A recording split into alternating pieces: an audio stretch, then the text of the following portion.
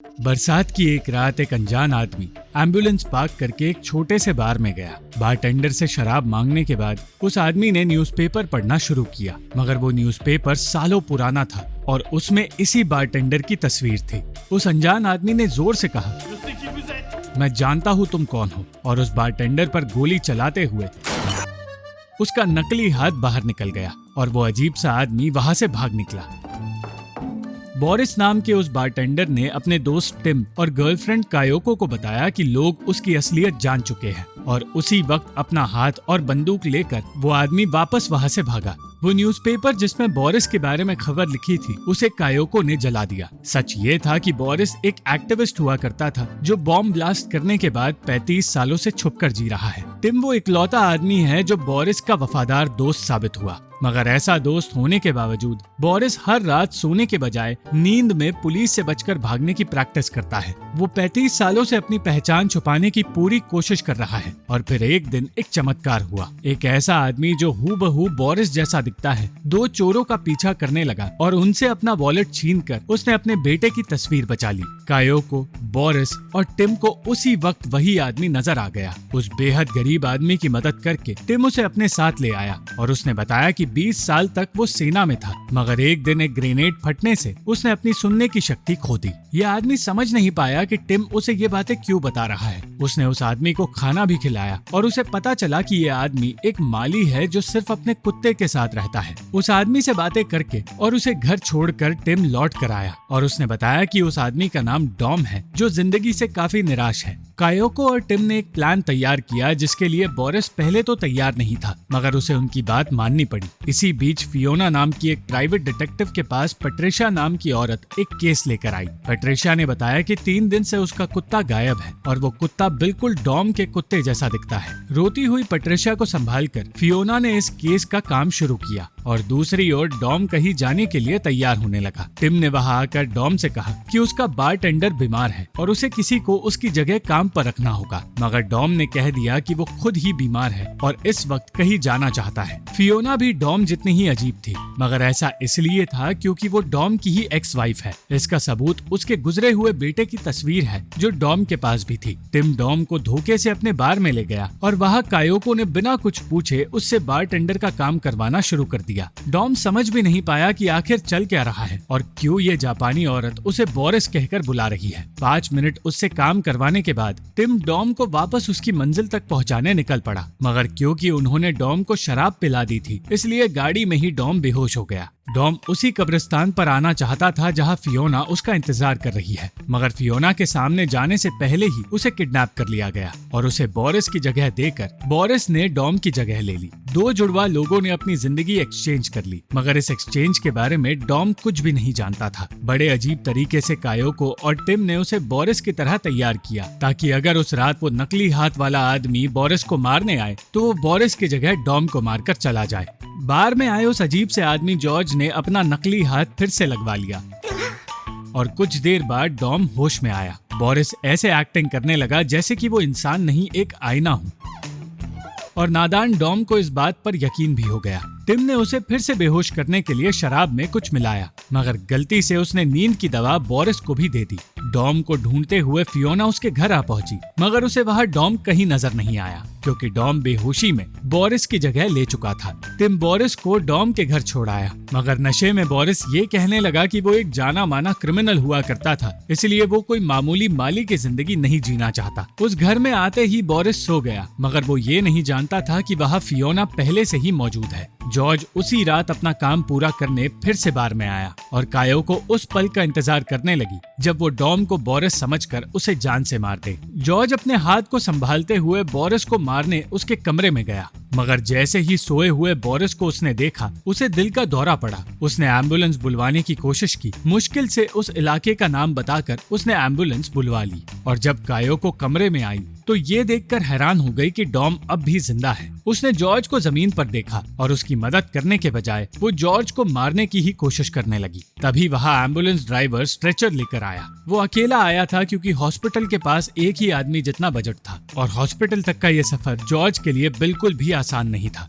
सुबह होते ही फियोना घर से निकली उसे बोरिस अब भी नजर नहीं आया, मगर बाहर जाते ही उसे डॉम की कटी हुई चोटी मिली जिसे बोरिस ने पिछली रात वही फेंका था। इसी के साथ उसे वहाँ डॉम का पड़ोसी होमर मिला, जिसने उसे डॉम के गायब होने से पहले हुई सारी बातें बताई। टिम और कायोको का परफेक्ट प्लान कामयाब नहीं हो पाया और डॉम को होश में लाकर टिम ने उसे ये यकीन दिला दिया कि वो सिर्फ आधे घंटे के लिए सोया था। बीता हुआ दिन डॉम को बिल्कुल याद नहीं था। टिम को पता चला कि डॉम ने अपना बेटा खोया है और ये जानकर उसका दिल पिघलने लगा। फियोना को समझ आ गया कि डॉम किसी मुसीबत में है। वो उसे ढूंढने की कोशिश में अपनी बाकी केसेस को भूल गई और पैट्रिशिया के वहाँ आने के बावजूद वो डॉम के ही केस पर काम करने लगी। जॉर्ज के लिए हालात बिगड़ते जा रहे थे क्योंकि इस अजीब से हॉस्पिटल के डॉक्टर्स पहले ही अनशन पर बैठे थे। ऊपर से कायोको उसे ठीक होने का मौका ही नहीं दे रही थी।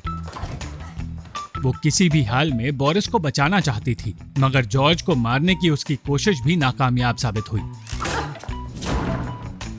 फियोना डॉम का पता लगाने के लिए सुराग ढूंढते हुए उसी हॉस्पिटल में आई, मगर उसी वक्त जॉर्ज वहां से निकल गया और फियोना आगे की छानबीन के लिए कब्रिस्तान की ओर गई, जहां डॉम टिम के साथ बैठा था। कब्रिस्तान के बंद होने का वक्त आ गया, इसलिए फियोना के वहां पहुंचने से पहले ही डॉम वहां से निकल गया। फियोना तो अंदर चली गई, मगर वॉचमैन ने गेट बंद कर दिया। डॉम तो फियोना के सामने नहीं आया, मगर फूल देखकर वो समझ गई कि डॉम वहां आया था। उसे सुराग मिल गया, मगर वो उसी कब्रिस्तान में फंस गई और कुछ देर बाद अपने बदले हुए चेहरे को देखकर डॉम को एहसास हुआ कि टिम उसके साथ कुछ गलत कर रहा है।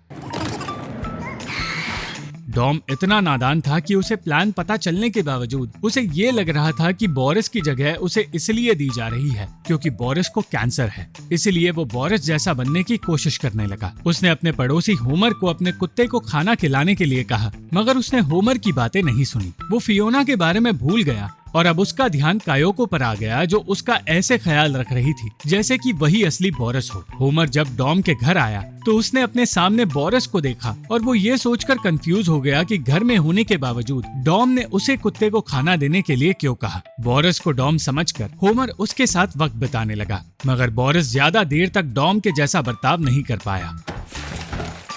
बोरिस को नींद में चलने की और भागने की आदत थी और इस बार उसे संभालने के लिए कायोको भी मौजूद नहीं थी।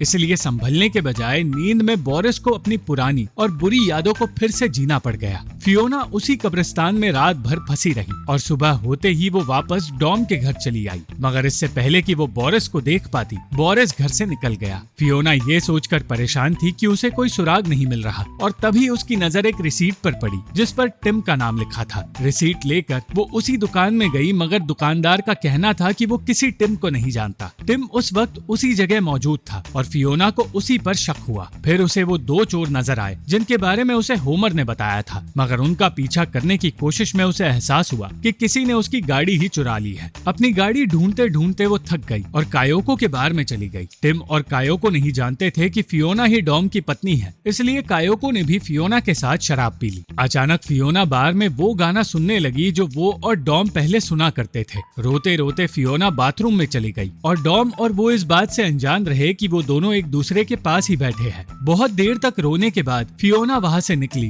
और तब उसे वो फूल मिला जो डॉम कब्रिस्तान में लेकर आया था। ये देखकर उसे समझ आ गया कि डॉम आसपास ही मौजूद है। कुछ देर बाद जॉर्ज फिर एक बार बोरिस को मारने वहाँ आया और उसे चोर समझकर डॉम उसे सारे पैसे देने लगा।